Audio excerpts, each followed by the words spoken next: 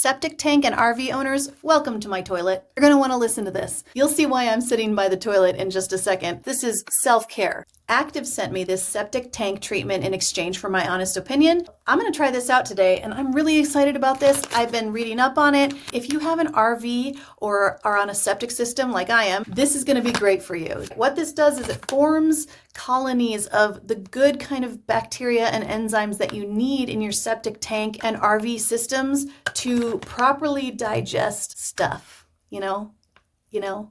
Ugh. This is a 1-year supply in this bag right here. Look at this.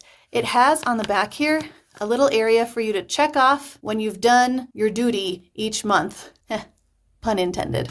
Instructions, super easy. They give a great explanation as to why this is helpful. Without further ado, this is like a biodegradable outside material similar to like a dishwasher pod or a washing machine pod. Not a strong smell at all. There's nothing harsh about this. Let her rip, I guess.